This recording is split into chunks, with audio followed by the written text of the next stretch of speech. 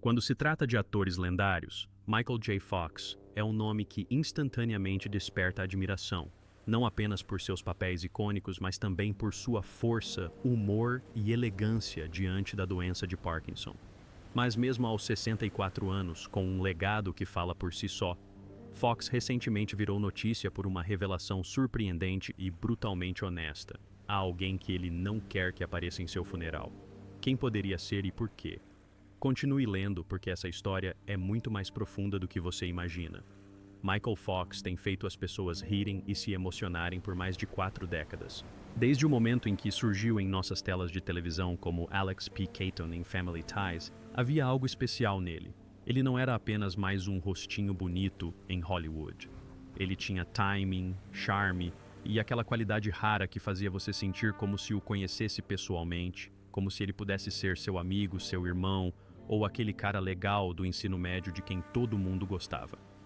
Nascido em Edmonton, Alberta, Canadá, em 9 de junho de 1961, Fox não começou como uma estrela.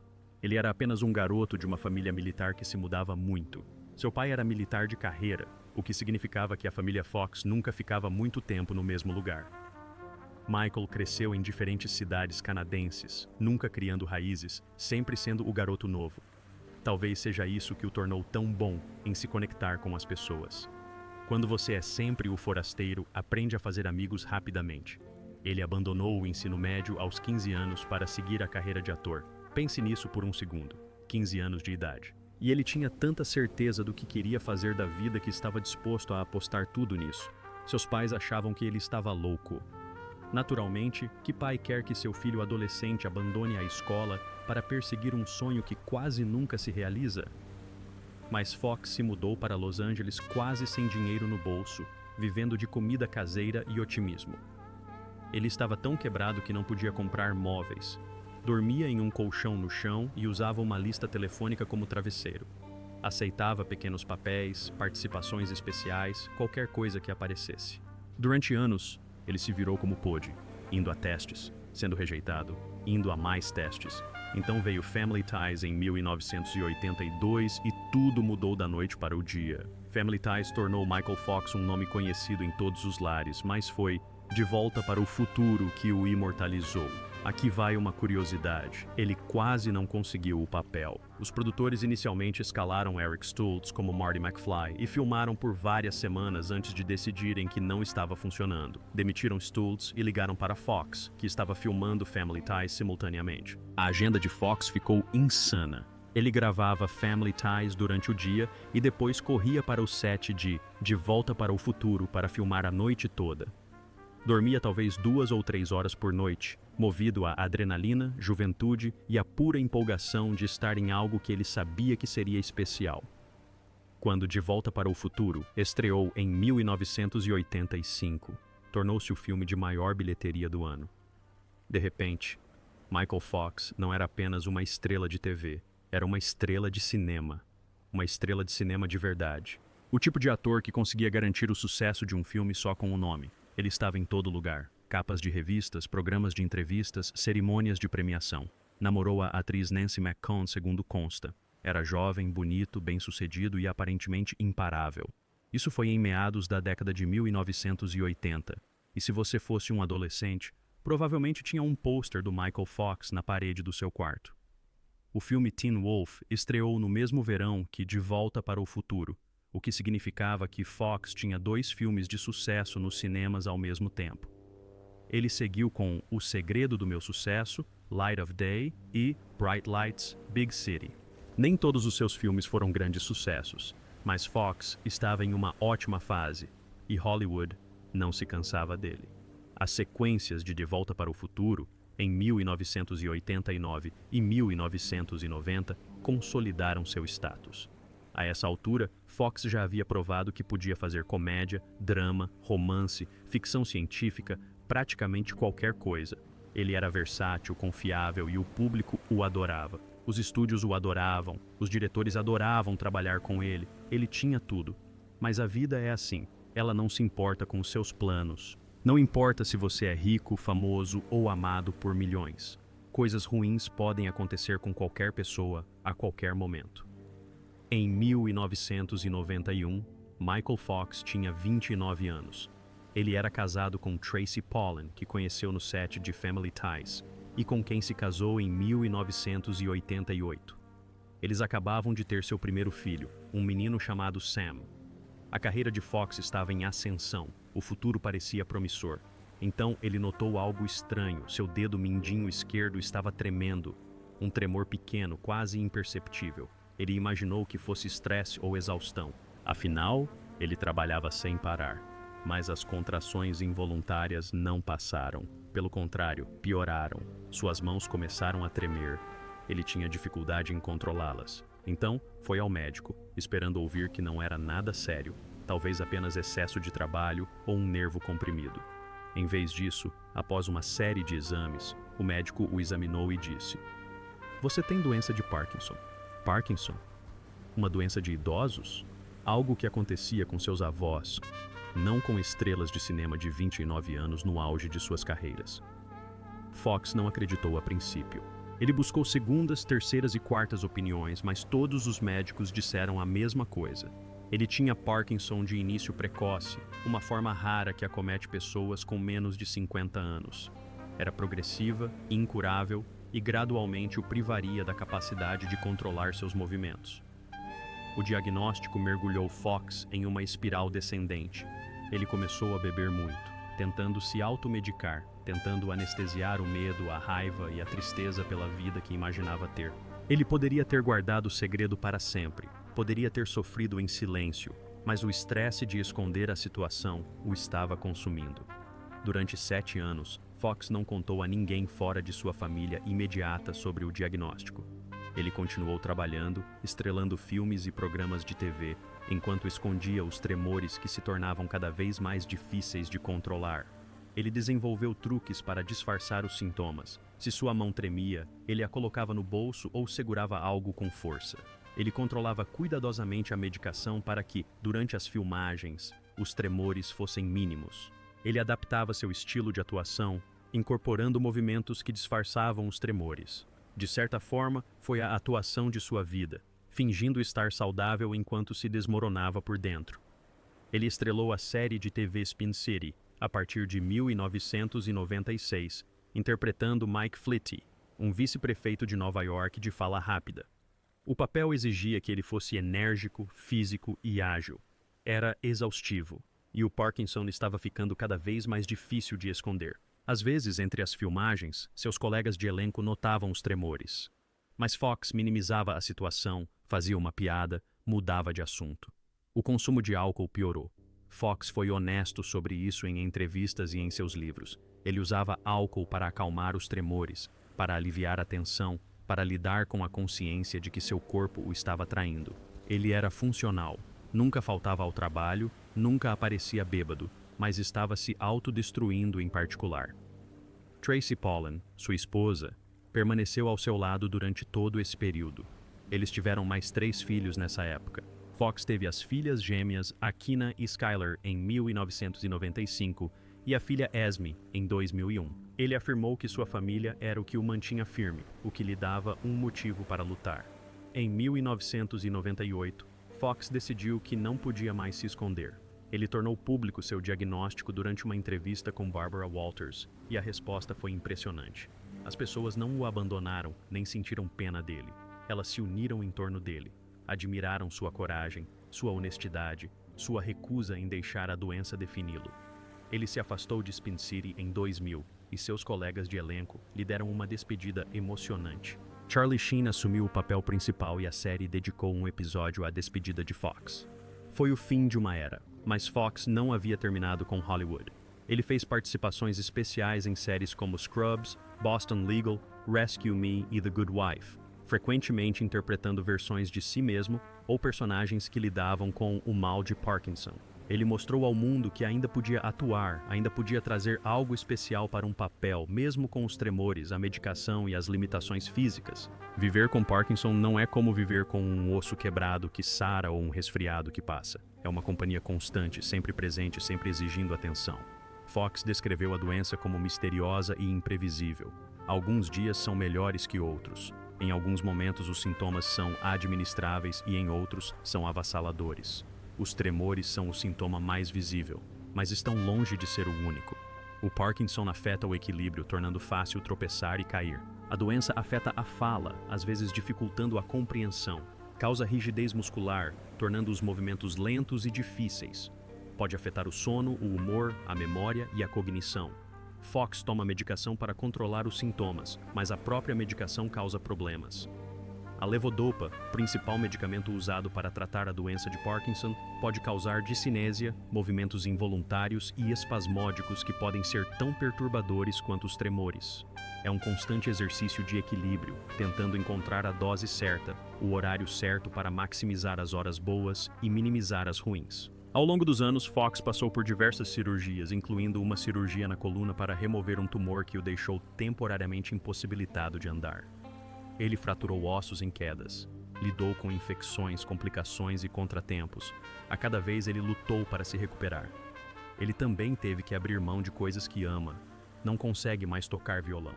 Seus dedos não obedecem. Ele não consegue digitar com facilidade.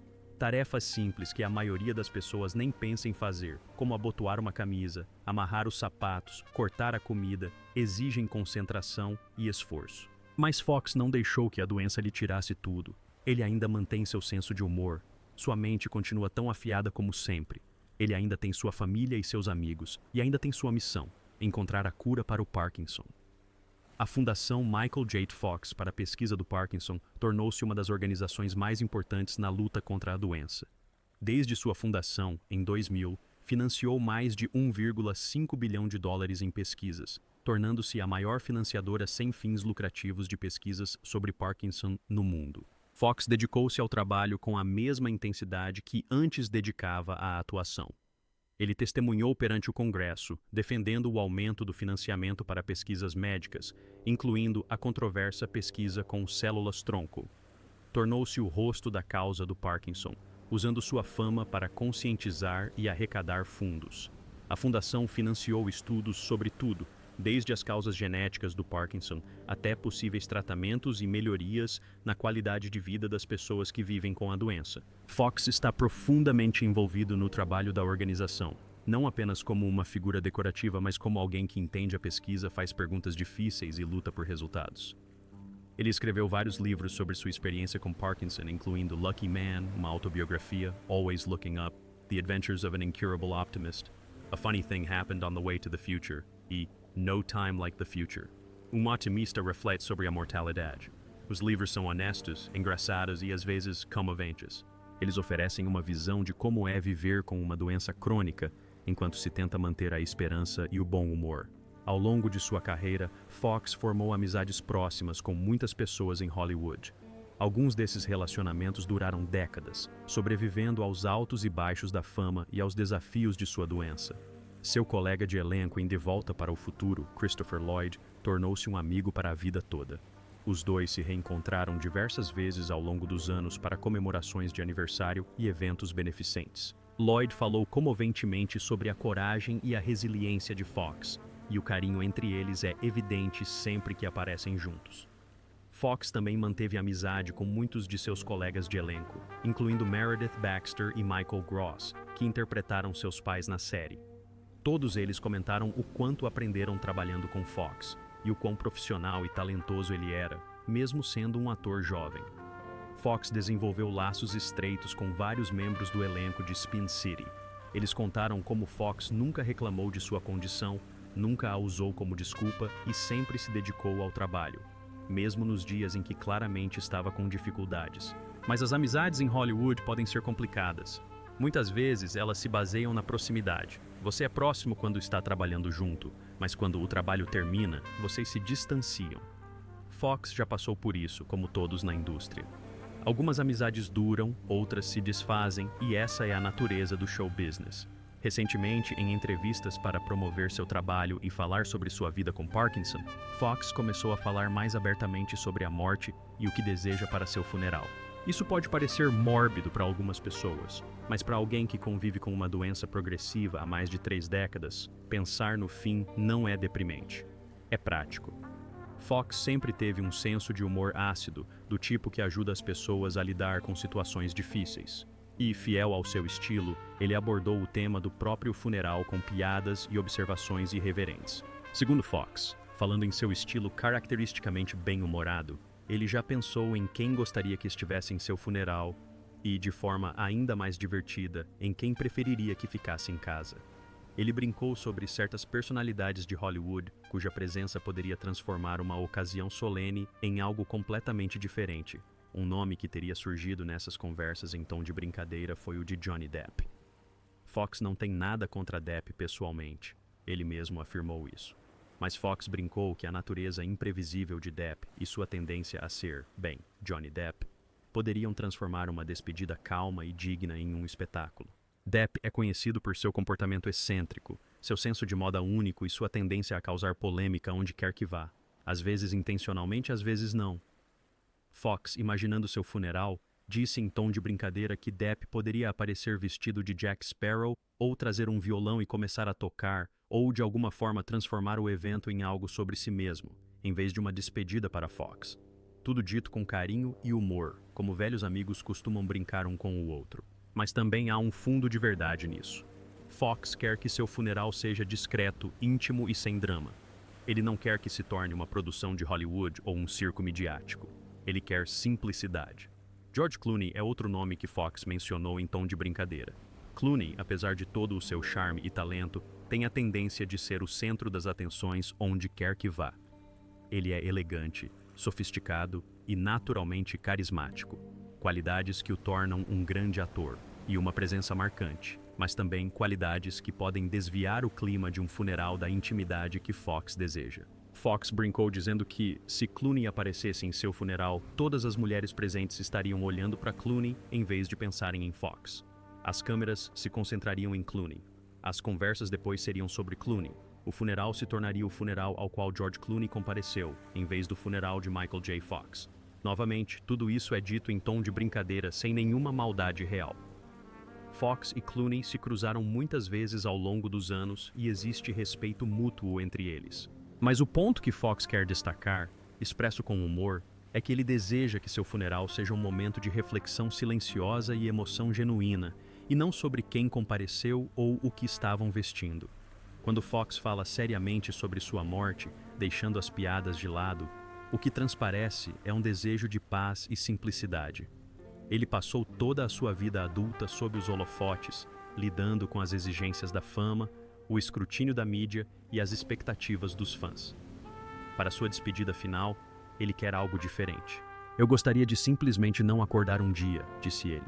"Isso seria realmente incrível. Sem drama, sem declínio doloroso, sem despedidas longas. Apenas uma partida tranquila, de preferência dormindo, com a família ao redor." Ele não quer que seu funeral seja um grande evento hollywoodiano com centenas de pessoas, paparazzi do lado de fora e todos representando seu luto para as câmeras. Ele quer algo pequeno e íntimo, familiares próximos, amigos verdadeiros, as pessoas que realmente o conheciam e o amavam além da fama. Fox também brincou sobre não querer que as pessoas comparecessem ao seu funeral por obrigação. Ele não quer que pessoas da indústria apareçam porque acham que devem, porque ficaria mal não ir ou porque querem ser vistas lá. Ele quer pessoas que realmente se importem, que realmente sintam sua falta. Isso é compreensível. Fox passou mais de 4 décadas em uma indústria onde as aparências importam mais do que a realidade, onde as pessoas são simpáticas na sua frente, mas esquecem seu nome no momento em que você não é mais útil. Ele sabe a diferença entre amigos de verdade e amigos de Hollywood. E para o seu funeral, ele quer apenas os verdadeiros amigos. Embora Fox tenha brincado sobre as pessoas que ele está desconvidando também em tom de brincadeira para o seu funeral, ele deixou claro quem ele realmente quer presente. Sua esposa, Tracy, encabeça a lista, é claro.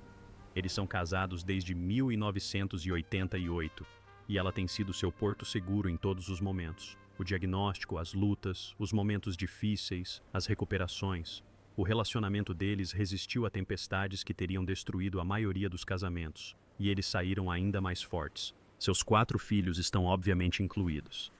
Sam, nascido em 1989, suas filhas gêmeas, Aquinnah e Skylar, nascidas em 1995, e sua filha caçula, Esme, nascida em 2001. Fox disse que ser pai foi uma das maiores alegrias de sua vida, e ver seus filhos crescerem lhe deu propósito e motivação para continuar lutando. Ele quer o pequeno círculo de amigos que permaneceram ao seu lado ao longo dos anos. As pessoas que ligam apenas para saber como ele está, que o visitam sem câmeras ou alarde, que o tratam como Michael, a pessoa, e não como Michael J.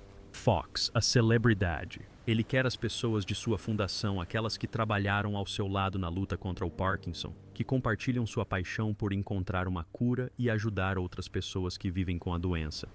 E ele quer, acima de tudo, que seja pacífico. Sem choro e lamentos, sem elogios exagerados, sem luto performático, apenas o reconhecimento silencioso de uma vida vivida, batalhas travadas e agora, finalmente, descanso. Como disse Michael J. Fox entra no que ele chama de a reta final de sua vida e continua a inspirar. Ele está trabalhando em um novo documentário sobre sua vida e o trabalho de sua fundação. Ele faz aparições públicas ocasionais, embora com menos frequência do que antes. Ele continua a defender pesquisas e financiamento e pensa em seu funeral, em sua morte, não com medo, mas com uma espécie de aceitação prática. Após 33 anos convivendo com Parkinson, a morte não é uma inimiga. É simplesmente o fim de uma longa jornada. Ele viajou por lugares que atravessou com mais coragem do que a maioria de nós jamais precisará reunir.